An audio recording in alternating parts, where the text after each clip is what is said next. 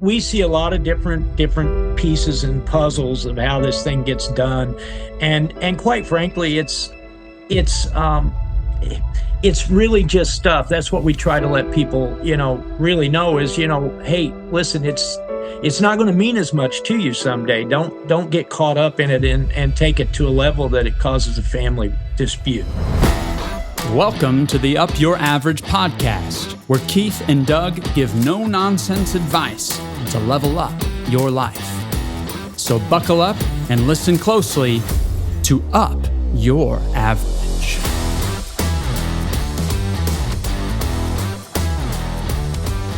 Good morning and welcome to another episode of Up Your Average, where we value your time and trust that we can bring insightful information your way.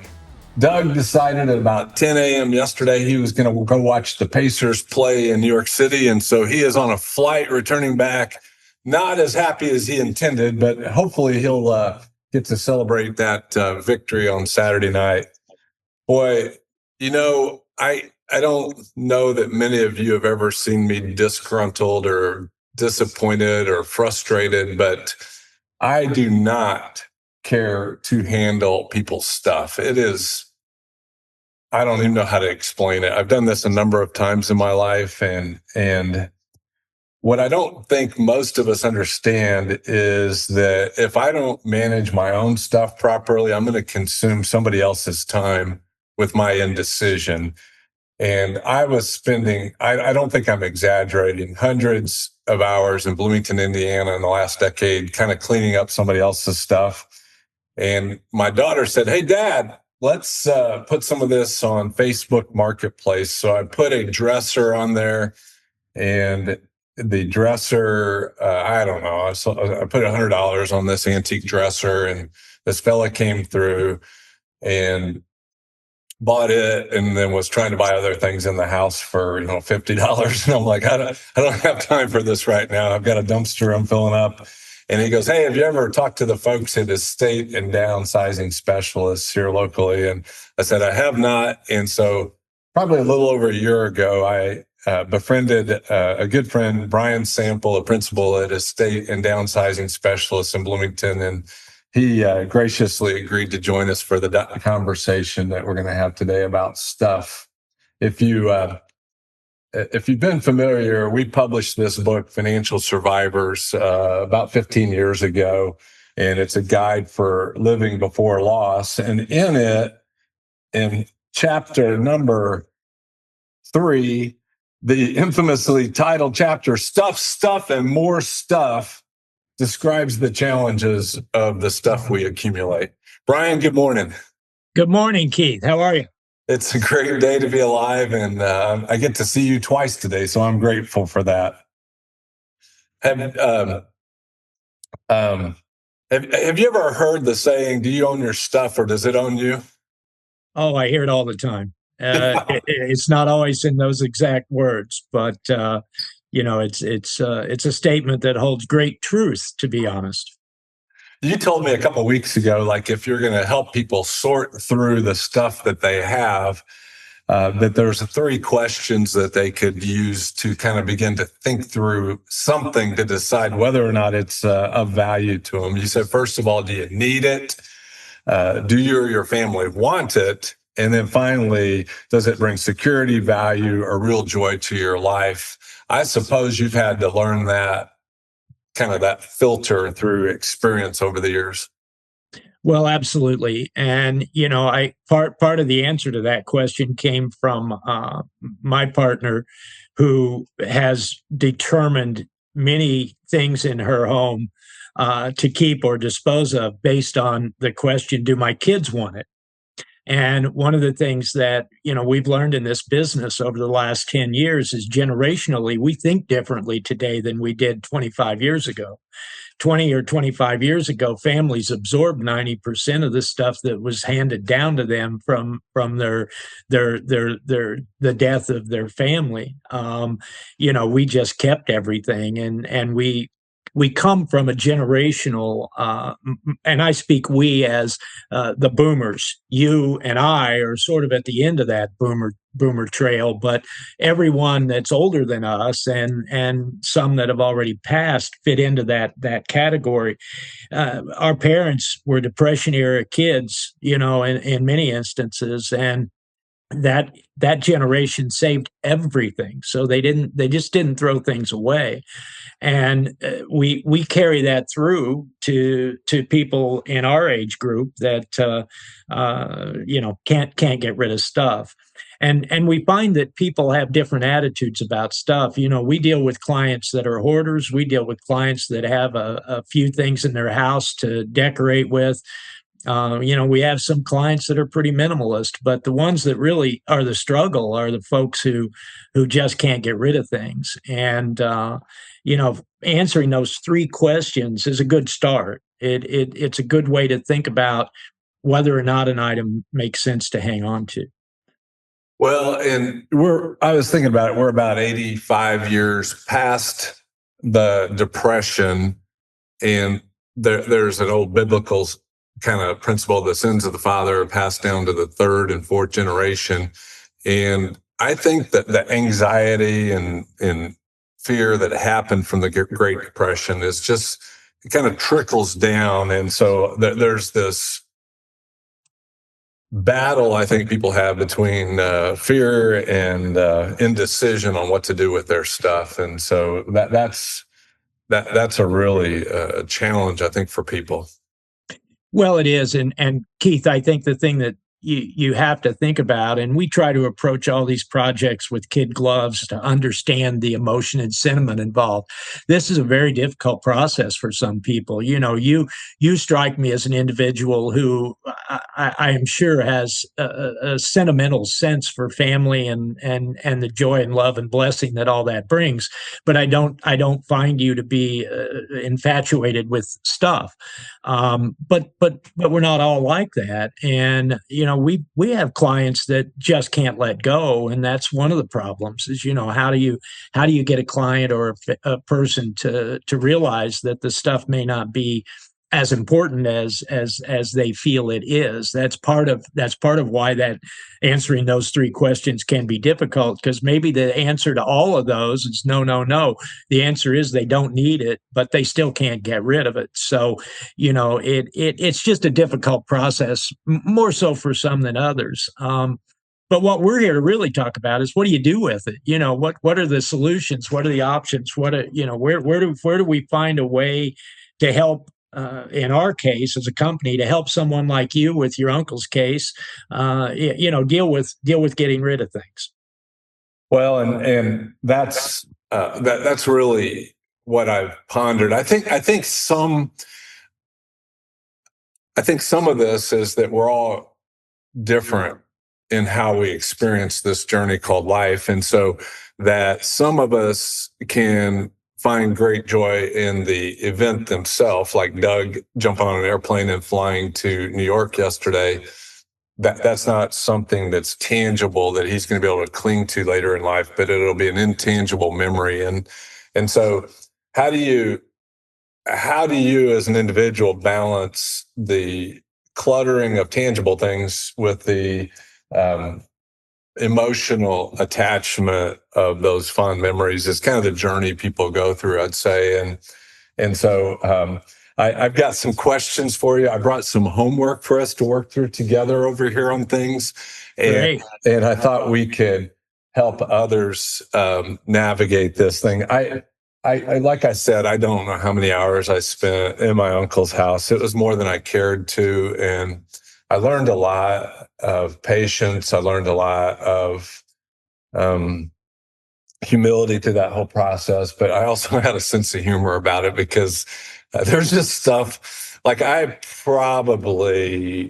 don't think I'm exaggerating, carried 100 empty boxes, like cardboard, not like little bitty boxes, but like huge cardboard boxes, maybe the size of refrigerator boxes, out of that house. And that takes a lot of energy, and you can get really emotional, I think, on stuff a couple ways. You can get frustrated with people, but I also know that there are things that cause family disputes, like maybe forever. Like some people may never talk again because of this stuff. And so that I appreciate you saying like handling it with kid gloves, because there's probably ways to navigate those disagreements. Maybe if there's a disagreement on a thing, you just put it in your guys' auction and let them battle it out with money rather than with emotions. I don't know. Have you experienced that, Brian? We've experienced it, and I want to say from the lowest level where everybody loves each other and no matter what the other one does, they're not going to let it affect the relationship, to actually at one point we did an auction for a family of 7, and the auction was in a facility that paid for all the dough to move it to a hall, but the only people in the room were the seven individuals and their lawyers. Wow. And the auction was literally held for the family, and it was all because they couldn't come to terms. And we hear everything from that extreme to the other extreme, and really probably what we hear the most is, how do we do this so it's equitable, so it's fair to everybody? Because Willie wants the pocket watch that Grandpa carried, and Bev wants the dining room table. So a lot of times we do projects where we just go in and evaluate everything and put a price tag on it, so they can take those numbers and literally use them as a detailed accounting and distribution. Right. And that way everybody gets a fair shake. That's one way it's handled. Another way it's handled is, you know what? We can't agree on any of this. Let's take it all to the auction. And like you said, let's fight it out. Let's battle. I got a fun story about the 7 people, right? So there's one very, very wealthy son. There was one very, very poor daughter. The poor daughter really wanted mom's jewelry, and some of those other children didn't want her to have it and thought that she should have to pay for it, and she certainly couldn't afford to. So long story short, at this 7-person auction, the very wealthy son bought every single item that his poor sister wanted. And at the end of the sale, he walked down to her station at the auction and handed it all to her in front of all his other siblings and said, "Sis, I know how bad you wanted this." And I thought, there was a good man in the room that day, because that's what should happen. And I think he spent about $20,000 to make that happen, for his sister. And there's a country song called "The Good Stuff." I'd say that's the good stuff right there. That's the good stuff. Yeah. And it really shows you that, oftentimes things work out the way they're supposed to, not always, but often. But anyway, we see a lot of different pieces and puzzles of how this thing gets done, and quite frankly, it's really just stuff. That's what we try to let people really know is, hey, listen, it's not going to mean as much to you someday. Don't get caught up in it and take it to a level that it causes a family dispute. But I will tell you, there's a lot of estates, probably a percentage as high as 30, 3 in 10, that we have some sort of a family problem. And well, that's what I'd like to encourage our viewers today. Don't be that side of it. Today is the day to decide to get along with the people that are going to share the stuff, and maybe you can have a sense of humor. Like when I was cleaning Uncle Bill's, I was. Brian never saw how bad it was, but it was bad. And the sense of humor I had was we got down into the basement and I found this bumper sticker that says "We saved it." And it summarized my effort. And one of the tricks for all you out there that you do not have to have everything from your loved one to give you the sentimental memories. A item can spark the memories. So this is probably what I'll keep from Uncle Bill. It's not going to take much space, and it will remind me fondly of Uncle Bill. Then I've got over here another one, Brian. This was my grandfather. I got to get my readers here, but my grandfather quit smoking, drinking, and gambling February 15th, 1964. This is his last pack of Kents. And I just keep it on my bookshelf because it doesn't take any space to remind me of my grandfather. And ironically, my mother-in-law was roaming around my house a few weeks ago, And she's like, I smoked Kent's, and I've known her for 30 plus years. I didn't even know she smoked. And so it was just a wonderful conversation piece. So you can have all the joy of the sentiment of people without necessarily 100% of their stuff. That's exactly right. And you know what? A thing that I find that is I lost a grandson, and my photographs with him are my memories. Those are the most important thing. I could have anything he owned and it wouldn't mean as much. And one of the things that we do for families when we clean out a project, a home, is we always start a pile of what we call personal items. And some of them may be totally inconsequential, but we want them to throw them away and not us, right? Because we don't know that they may not be that pack of cigarettes, right? They may not be that bumper sticker, whatever that little thing is that was a memory, So we try to be cognizant and sensitive to those kinds of things when we're doing those projects. Well, and I actually this container right here, folks, is the one that Brian gave me. It's got pictures and reel-to-reel videos in there and a few other things. And I was riding in a taxi cab about 15 years ago or so, and I was struggling with some of those personal items to figure out what to do with those. And the item that I really struggled with was photographs. What do you do with those? And I think the solution's much easier today. But what I concluded from this conversation with the taxi driver is, one, if there are no humans in the picture, you can throw it away. Like, I know when you go to the Grand Canyon, you want everybody to see the picture of the Grand Canyon. But frankly, nobody besides yourself cares about that picture because they can go online and see it. So you can throw away all the pictures with no humans in it. And then if you're sorting through your loved ones' pictures, the second thing you can do is throw away all of the pictures that have bad framing or they're not zoomed in on the humans, and as well as the ones that don't have humans, So if they're bad pictures and no humans, you can get rid of all that, and then you can just basically narrow down the pictures to the humans that are good pictures. And then if there's duplicates, you can throw those away as well. But I spent a number of hours doing that. But even today, what you can do is you can just take a picture of the pictures and throw the pictures away and have the electronic version and use.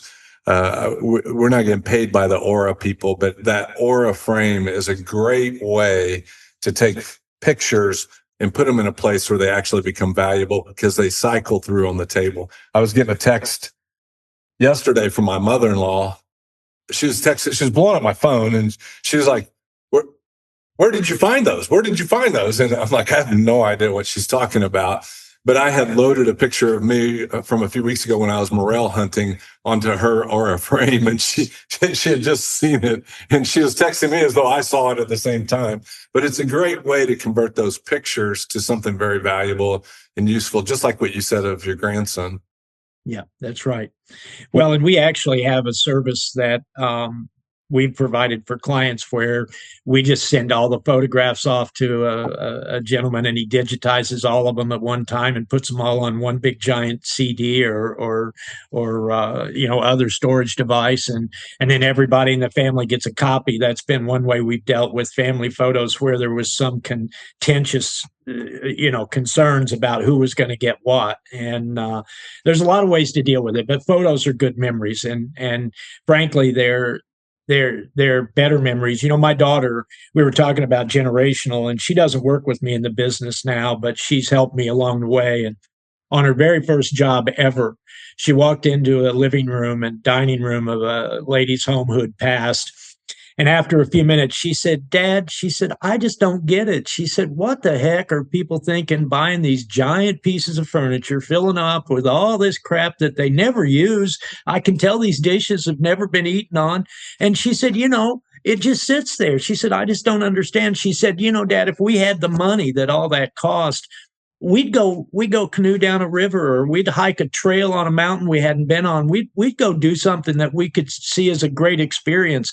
We don't want all that stuff. I don't understand why they did that. And that's part of what, kind of what we're talking about is, what's important to people is not ever the same, and what a memory means to someone. I love the way you've done it because you've managed to narrow it down to a single item. I work with people that I mean, they get moving companies to take 26-foot box trucks loads of stuff back to their house. And my favorite, which I'm not getting paid to say this, but my favorite is, let's go get a storage unit. Right. I mean, I think one of the dumbest things that we ever did in America was figure out that we could get a storage unit. And, we built this huge industry around America's love of stuff and materialism to have this industry of storage units. And 99% of the stuff that we see in storage units should have been thrown away before they put it in there. Right. I think there's the data, the research I've done, Brian, is the use of a storage unit. You should set an alarm and you have 365 days to vacate it, because the research I've done says the value of the items in the storage unit equals 1 year's rent. So that if you exceed 1 year in the storage unit, you have already bought the stuff you put in there again. And so it's time to get rid of it. So do not, my encouragement is, do not expand the size of your house with a storage unit, because it is going to be problematic for you. Somebody, just how I started this off, you're going to consume other people's time one day when they have to get rid of that. That's right. Let's do a little, you want to do a little show and tell where you can help kind of navigate some of this stuff, Brian? Sure. I'm gonna take this off of here, and so here's an example. I don't know there's another human on the planet that cares about this pack of cigarettes, right? So when I assume room temperature, I hope my kids have watched this video and they know they can quickly throw this in the trash can, because if they feel like they got to keep it indefinitely, that's a bad plan for them. Let's look at this guy. So my daughter and son-in-law gave me this guy. It says, "Bald is beautiful." They thought that was, I don't know what they were trying to tell me. And do you just say, "Hey, Casey, Kevin, that was a fun joke," or what do you do with that? What's your opinion? Well, you know what, Keith? I would probably put it in file 13 at some point in my life with it.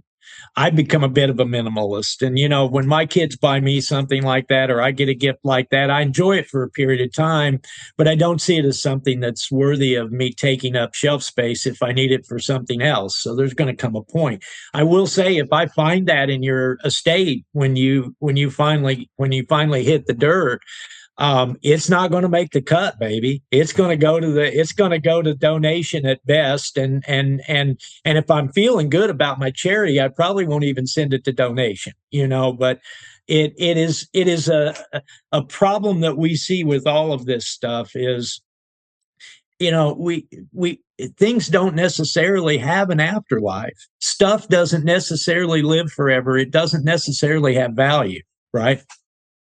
Well, let me show you what I did with it before we got on live here, Brian. So this is what I'll do with things when I am trying to decide, what do I do with this? And so I go to eBay, and up here in the top, I typed in "bald is beautiful desk figure," and then it showed me what people were offering these little statues for. Offering is different than buying, right? So, that's right. And so they were offering it from anywhere from $10 to $20 or more. And then I said, what's my hourly wage? Which I'm not going to disclose on this, but it's greater than that number. And am I willing to spend an hour on this? And I am not. And generally, my experience with eBay is whatever you're going to sell on there, you're going to use an hour of your time. And so then So what I did is then I came down here. I don't know if you can see my cursor or not, but down on this eBay screen, there's a sold items button. You click that button and it'll show you sold and completed. And all those things that were $10 or $20 disappeared. And the answer was nobody wanted it. And so if or when Casey and Kevin watched this and they discovered that wonderful gift they gave me is in the trash, we'll just be okay. They'll have to navigate that. They won't have to touch it once I did hit the dirt. So during COVID, we did a Bob Ross day. The whole family sat around a table and we all got a canvas and we painted a picture. I don't even remember where we got the picture from. If it was a common picture, we're all painting the same thing. And I had this sitting on my bookshelf for the last 2 or 3 years. And I saw it this morning and I thought, isn't that quite the masterpiece that I did there? And would you suggest that goes to the same place as the last thing? Absolutely. Okay, we'll take care of that right now. This is a tax return, year 2021. And what I'll tell you all is you only need to keep these for 5 years. So 2021, we're going to need to keep. So we're going to put it aside. If it was 2019, you would need to bring that to Gimbal World headquarters in the month of July for our shredder month so we could shred that for you. And if you keep those from the last 50 years and you hire Brian's company, your cost of them doing business with you probably is going to go up, would be my guess. That's right. We will shred it, though. This was a Christmas present I got from my daughter. I don't remember, 2 years ago. It's a QR code. And when you click on it, it says she wants to have a date with me. And I had it sitting on my bookshelf. And I asked her a few months ago whether I could get rid of it or not. She said yes, but I hadn't done it yet. So it's going on by the way of the road. How about this? Can you tell what this is, Brian? Well, it's a baseball card. Yeah. It's a roster card. This one, this is a 1991, if that tells you anything. That tells me a lot. So what should I do with this one? The chances of that card being worth anything at all is virtually zero. And in the 1980s and 90s, they produced and printed more baseball cards than they have ever in the history of time, all put together up to that era. And with the exception of a handful of extremely high grade cards, most of that material is worthless. So we'll take care of that. It can go. Yeah. And I picked the checklist because I know in the 70s or something, the checklists, the kids all marked up, and sometimes those checklists are valuable. They can be. And do you guys have experts that can help with like playing cards and things like that to help sort through that? Oh, absolutely. As a matter of fact, I just picked up this morning a box of cards I got back. It's on some things I'm going to talk about later, but I just had cards graded for a client. I'd found a 48 Bowman set with the original Musial rookie in it, and we decided we ought to maybe check that one out. But we have experts of a number of varieties and fields, and we have a coin expert, we have a card expert, a jewelry expert, an art expert. There's and I'll tell you, we find experts for some of the things we bring in here because, there's probably only 3 of them in the state of Indiana because it's such weird stuff. Great example. Yesterday, we had a staff of 6 on a job, and we picked up a very high value collection of vinyl and LP records, a huge, largest collection of rock and roll T-shirts and clothing I've ever seen. Rock and roll art, including a Warhol of Mick Jagger, and a 450 plus piece sneaker collection. So, we're going to have to find a sneaker guy. That's not someone I got up my sleeve, right? But, that's what we found we can do. When we run into that really obscure and special thing, we reach out. not only in our community of buyers and sellers, but beyond that, even to find people to help us identify, recognize, authenticate. Those are the things we have to do. And that's one of the core principles at Gimbal is to buy wisdom, that if you are outside of your space, to have wise people helping you is a big deal. The coins, I've used coin experts that if you just go to some random coin shop, they may very well take advantage of you. So I'd encourage you guys to be very cautious with that. Coin values should be up right now as silver and gold are up near all-time highs. So if you've got coin collections, reach out to me and I can help connect you with Brian or other people. Baseball cards, same things. Be very careful with those. Showed you a little bit about how to use eBay to see if something that you've got that you thought was really valuable has any hope of taking time, so you can filter through those things. I found this. I went COVID lockdown today, so I thought I would just take this coat off and show you what was going on behind the camera here. But I got the shorts and the suit coat on, and Tom James was a high quality suit, and I quit wearing suits in the 1990s. But this suit is probably a 30-year-old suit, and clothes are something that people accumulate, Brian. And what would you tell them to do with clothes? You really have to pay attention. There can be some clothing that has some pretty decent value. Now, when you're talking about suits like that, we've struggled to find good buyers for those kinds of items. But when I go through a lady's closet who was someone who bought well, there can be some things in there that bring pretty good dough. And I will tell you, there's a real resurgence in buying secondhand. We're seeing more and more young folks, buying secondhand clothes, buying vintage clothing. So I'm always hesitant to tell people to just throw away or donate clothing. We never throw clothing out. We always donate clothing if we can't sell it or it doesn't have saleable value, because there's always someone out there that needs it. It has a purpose. We try to recycle what we can. We like to see things get in the hands of people that can use them, even if it may not have any real monetary value.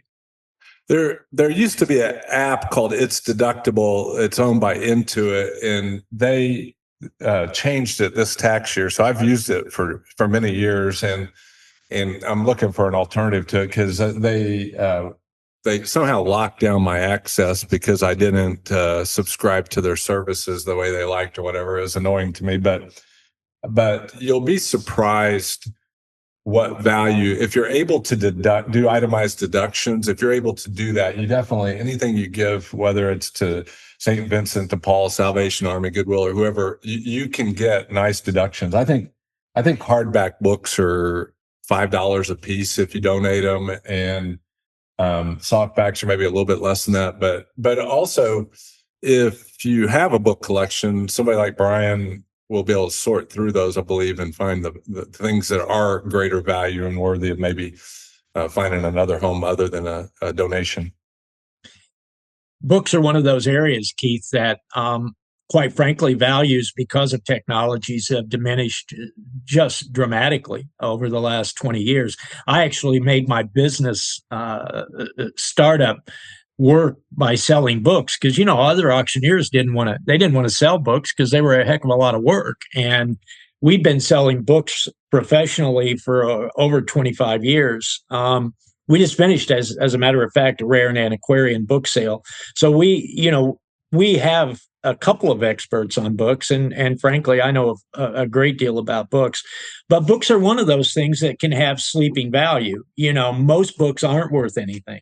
But I tell people you should never just take a bookshelf and donate it without getting someone to look, because there's some really valuable books out there that don't look very valuable. And you wouldn't just immediately say, oh boy, that's got to be worth some money. And it's probably not that book that's there that's really old and looks like it should be worth something because it's an old book. That's not a defining factor. I kept some old leather-bound NCR training books on my shelf for 20 years, and I kept going to eBay, and it kept telling me they were worthless, and they were my grandfather's, and I finally let them fly a few years ago. But I've got in my study a built-in bookcase, and I looked at it one day, and I go, "What a waste of space." I think when I was young, I thought somebody with a big bookshelf full of books was somebody sophisticated and important. And I've long passed that identity necessity of impressing people with my how well read I am. And so I went through my bookshelf then, and I looked at the books, and I thought, would I want somebody else to read this book? And if I said, I don't care, but I don't really care to own it, I gave it away to charity. If I said no, I actually threw it away. I don't know if that was like me burning books. If I didn't want somebody else to read it, I wouldn't even give it away to charity. A lot of those were like Christian books that were kind of screwy theology, in my opinion. And then with say for those Christian books I had, would I want somebody else to read those? Maybe I'll keep those on my shelf, but I'll keep them moving out off of my shelf. I'll loan them to people. Then I kept other shelf of maybe business books that I thought would help somebody that I could loan them. And then I've got a shelf in case any of the family members are watching of investment books that probably are valuable that I didn't. They're older books. I had to buy them at a premium on eBay, but they're just very classical investment books that very few people would know unless they were in the investment business. So, how about this one? This antique right here, this bad boy, it's a treasure chest, so it has to be valuable. It's got little upholstery tacks in it, Brian. It's got little hinges on the back, and then if you open this bad boy up, it is lined with velvet. And inside is an old cartoon.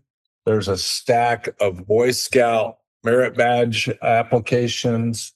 There's some Boy Scout badges. There's the former lock that kept it locked on the front, and a couple bullet shells. And those are probably memorial shells. Those probably were something that was handed to someone at a burial where there was a salute, and they kept one of the shells as a memory. I would like to think it's that noble. I think I stole it from my uncle when I was a little boy and put it in this treasure chest that I made in 6th or 7th grade. So what happened with this thing? This thing is I had sentimental value myself for that season of my life when I made this, and I was not able to throw it away. And so what I did is I cursed my son and gave this to him and showed him all these valuable things in it. And then I was prepping for today, and I thought, why don't I uncurse him? Why don't I take this away from him so he doesn't have to feel compelled to own this and all the stuff that's in it? So would you say there's any reason that I shouldn't throw this in the trash can at this point? Probably not. The only exception is there might be some value in some of those pinback buttons or patches. Okay. It's probably minimal. It wouldn't be a substantial amount of value, but that would be something I'd look at before I put it in the can. Okay. The box itself. The box itself is an example of your master woodworking skills, but it still doesn't have any value to anyone except you, Keith. Yeah, and I'm past that. So then I've got one of those junk drawers, and in the junk drawer, I pulled this bad boy out today to throw in there. And I got to get my readers on. I apologize. I don't know that this is this. This container does not go along with this particular masterpiece here, but this masterpiece is a Waltham brand pocket watch with a knife at the end of the chain. It was given to me from one of my ancestors, but I don't really have any sentimental ties to it. And It's been in my junk drawer for probably 20 years. And I thought, I'll just ask Brian today, should I get rid of this or what should I do with it? Because I don't need to curse my kids with it if they go through my junk drawer one day. Well, we wouldn't throw that away. We'd probably put it in a jewelry auction, and it'd probably bring 25 to $50, especially with the fob and the knife on it. There's a lot of guys that collect watches, and they collect them of all values. So, that wouldn't get tossed. That would probably come in for a sale at a lower level, and we'd sell it. We wouldn't throw it in the can. So this is the personal item one. This is the one I struggled with when I went through a house of a hoarder. The family Bible. I think you can buy this for $50. And when I was going through them, I saw Bibles from 2 or 3 generations. But I kept thinking, like what you said about your daughter, rather going kayaking or rafting or stuff. I'm thinking, would any of my kids want a Bible from 3 or 4 generations ago? And my answer was a resounding no. And so what do you tell people when they find stuff like that?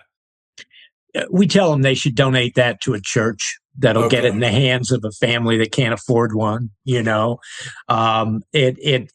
not an item that, we're comfortable throwing in the trash, to be honest. But there's also, I have a local Methodist church that'll take every Bible they can get. If they can't use them with their own group, they put them on the truck and send them to a place where people can't afford them. But we donate something like that, but we would not put it in the valuable pile. It would not make the cut. Now, if somebody lived in California, for example, and they weren't able to capitalize on the estate and downsizing specialists, are there sorts of people like you that they could Google to find somebody to help them out in, say, Los Angeles to declutter out there?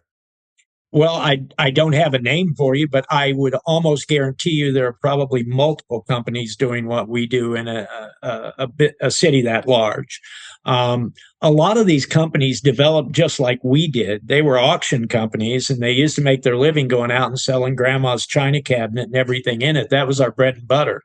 And then one day we realized that people needed us to help them clean the house out after we sold what we could. And then we realized they needed to sell the house. And, pretty soon we realized that there were all these services. Maybe grandma and grandpa didn't pass away. Maybe they went to a nursing home. So maybe this is a downsizing job and not an estate. But we developed into this company as an outgrowth or an evolution of being an auction company. A lot of the companies doing what we do are just like us. And another thing that happens in other areas, and Washington, D.C. is a great example. In a city like D.C., it's very, very difficult, and space is very expensive to run and manage an auction company. So there, 99% of the properties where this service needs to take place, it's done with the estate tag sale, where everything's left in the house. A business comes in and prices it, manages the process, sells the stuff they can sell, cleans the house out, and it's done that way. And it may be more like that in parts of a place like LA, but assuredly, if you typed in estate assistance or downside assistance or downsizing company, estate liquidators, estate auctioneers, if you use those sorts of keywords anywhere in this country, you're going to find some people that can help you out. We used to be almost the solo in our area and region, but we see people popping up more and more. And again, we're seeing people doing tag sales. There's a company here in our area called Consider It Done. I mention their name because we refer a lot of business to them that we can't handle. And they are doing more of an hourly service company where they go in and they help. And they're especially good, quite frankly, with the family that really needs their hand held. You were a case where you just needed the job done.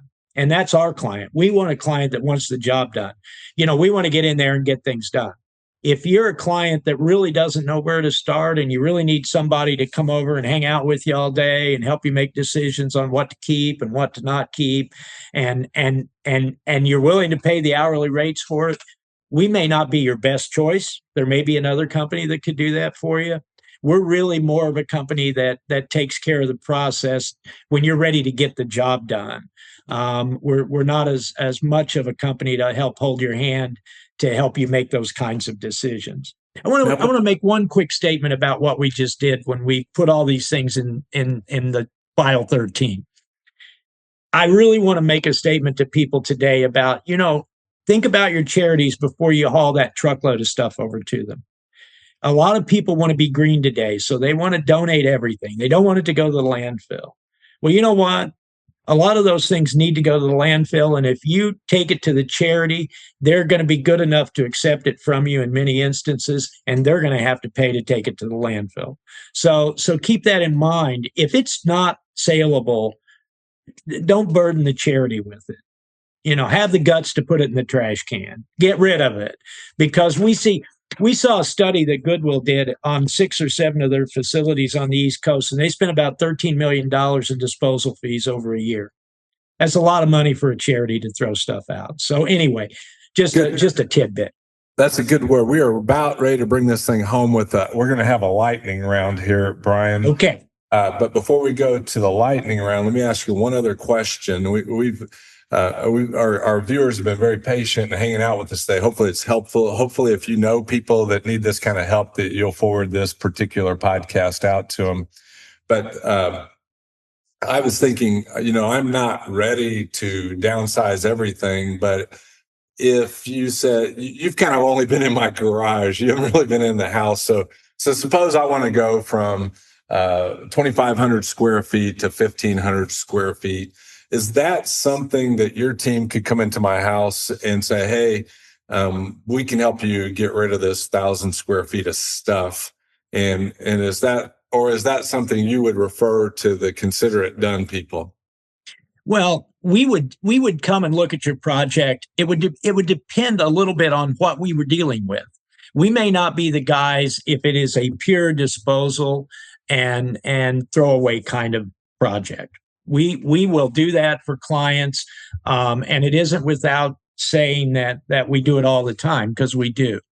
But there are other options. What we're really looking for today, as we've evolved, is we're doing more downsizing projects for clients that actually have things of value. So we're looking for more of that client that has things of value that they need help with, or they need help determining what that value is. I do a lot of consulting work where my whole visit with the client is just about, yes, this is all stuff that's saleable. This is all donation. This is all disposal. That's how I'd handle what you've got to get rid of.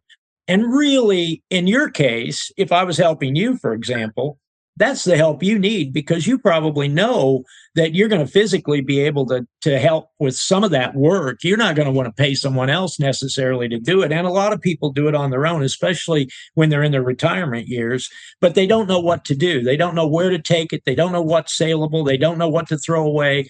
And we can help with that step and really make that job easy for them.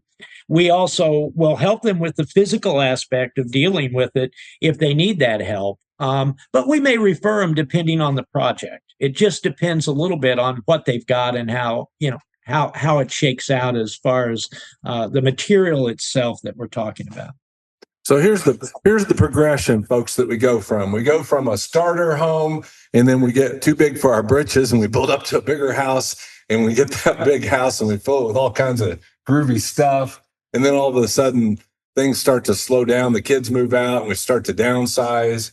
And we're just consistently, after we hit that dream house, we're going to a smaller and smaller and smaller box. And eventually that box that we get in is going to be under the dirt somewhere. And so I'd say don't wait until that point to get a hold of somebody like Brian. I would say help your family and do it sooner. And so now we're going to go to the lightning round.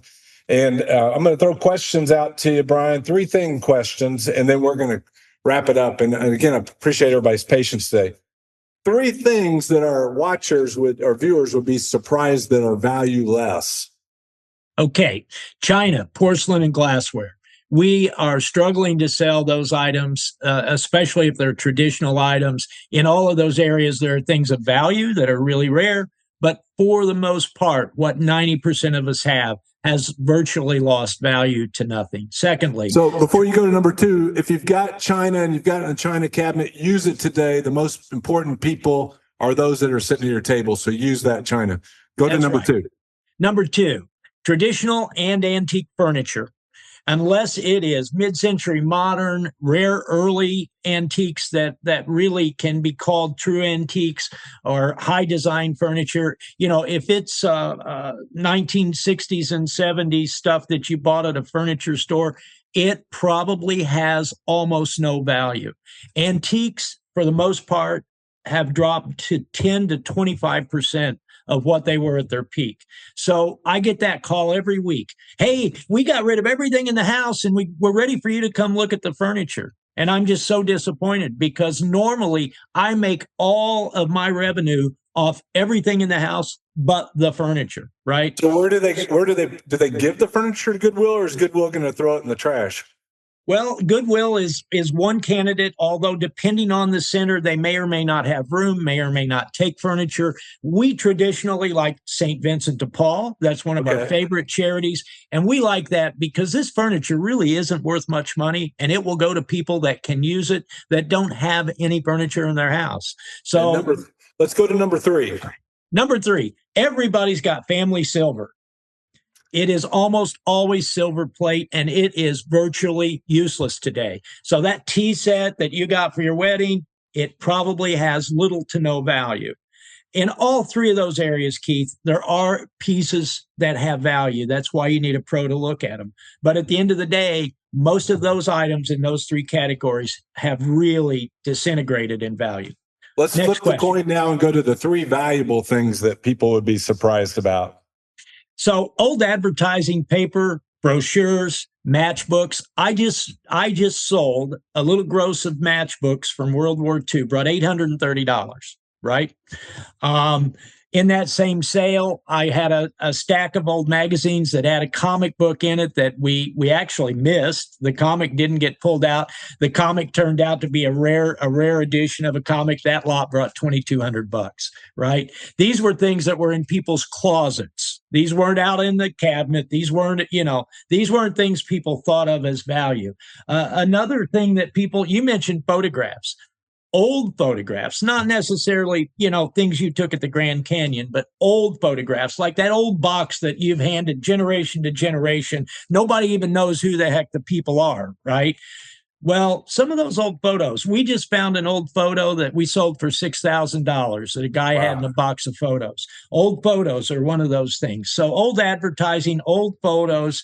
And another thing I tell people is, that silver plate, sometimes it can be sterling. And that's a bunch of money, right?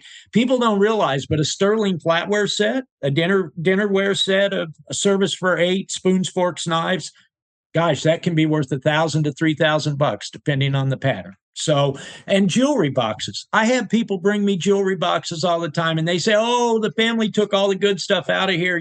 We just want to give it to you to get rid of." I had one a year ago. That jewelry box brought $8,000. It's because precious metals are so high, you can't sell short the value of those things. Brian, you've been very gracious with your time, and I'm thankful for you for your friendship. If any of you want to reach out to Brian, the information's on the screen today. If you're listening to this on the podcast, that phone number is 812-822-2508.